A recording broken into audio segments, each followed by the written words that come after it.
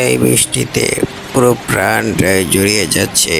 ঠিকই বলেছ, এই বৃষ্টি আর বারে বারে কি হয়, তার সাথে আবার চা এবং গরম গরম সিঙ্গারা, বেশ মজাই লাগছে। তো তোমার দিনকাল কেমন যাচ্ছে? যাচ্ছে আর কি, তিনবেলা খেয়ে পরে ভালোই আছি। তুমি তো গ্রামের পাহারাদার ছিলা, তো তোমার সাথে কোনো অলৌকিক ঘটনা ঘটেনি? ঘটনা তো অনেকই ঘটেছে, কিন্তু একটি ঘটনা পুরো আমাকে ভয় পাইয়ে দিয়েছে। ঘটনাটা কি আমাকে বলা যাবে? শুনতে যেহেতু চেয়েছ, তাহলে শোনো।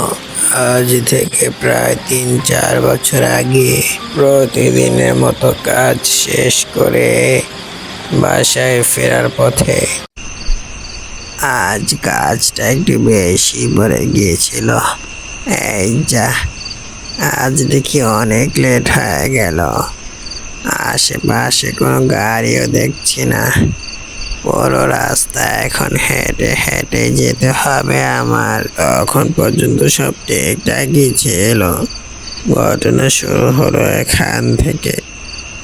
যখন দুই রাস্তার মুখে যাই, তখন যদি ডানের রাস্তা দিয়ে যাই তাহলে তো বেশি দেরি হয়ে যাবে। যাই, বামের রাস্তা দিয়ে যাই, তাড়াতাড়ি যেতে পারবো। যেই কথা সেই কাজ, বামের রাস্তা দিয়ে হাঁটা ধরলাম। যখন জঙ্গলের ভিতরে চলে গেলাম, আজ বেশ অন্ধকার, কিছুই দেখতে পারছি না চারিদিকে। পিছনে তো মনে হচ্ছে কেউ আছে। এত রাতে আবার পিছনে কে থাকতে পারে?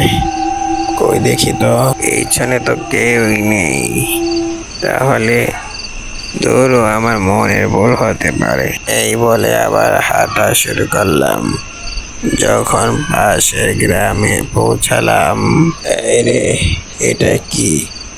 এই তুমি কে? আর তুমি এরকম করে দাঁড়িয়ে আছো কেন?